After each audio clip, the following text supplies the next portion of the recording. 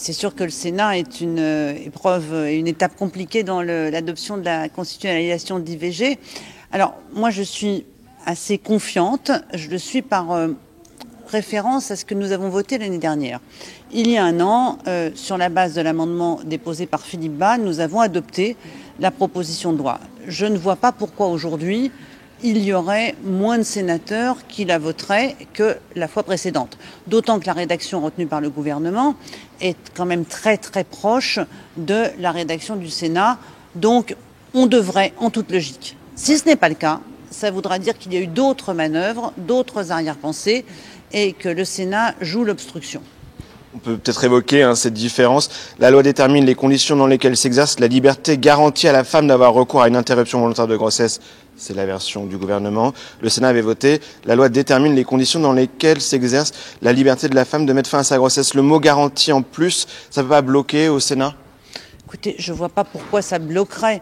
Dans la Constitution, il y a des droits garantis ou des libertés garanties.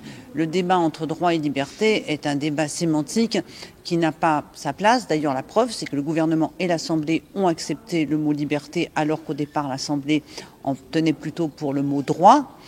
Je ne vois pas comment le Sénat peut refuser la constitutionnalisation de l'IVG au prétexte que le mot garantie figurerait dans la rédaction. L'un des arguments de la droite, c'est le fait que l'IVG n'est pas menacée aujourd'hui en France. Ça a été redit, par exemple, par la députée non inscrite Emmanuelle Ménard en séance à l'Assemblée nationale hier. Qu'est-ce que vous répondez à la droite ? Écoutez, c'est amusant que ce soit une députée très proche de l'extrême droite qui prétende que l'IVG n'est pas menacée en France. Moi, j'observe simplement que dans tous les pays où l'extrême droite, où les droites dures, populistes sont au pouvoir, partout où ils gouvernent, les droits des femmes, et en particulier le droit à l'IVG, mais aussi le droit à la pilule du lendemain, sont attaqués et mis en cause. Nous avons en France une situation dans laquelle la menace de l'extrême droite est une réalité politique. Je ne crois pas à l'exception française. Je le crois d'autant moins qu'une bonne partie des députés aujourd'hui du Rassemblement national sont entrés en politique, ont fait leur classe dans les mouvements anti-IVG. Et ils n'ont pas changé de conviction. J'ai une dernière question. La loi fondamentale n'est pas un catalogue de droits sociaux et sociétaux, a dit Gérard Larcher mardi. Qu'est-ce que vous lui répondez ? La loi fondamentale est ce que nous en faisons.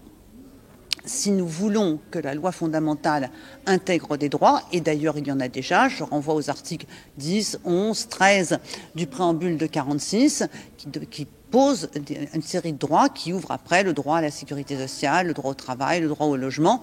Et je ne vois pas pourquoi le droit à mettre terme à une grossesse ne serait pas une liberté garantie par la Constitution.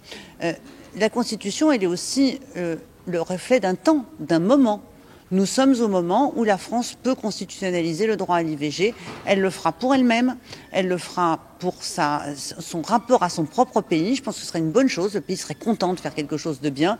Et elle le fait aussi pour l'ensemble des femmes sur toute la planète qui se battent pour le droit à l'IVG.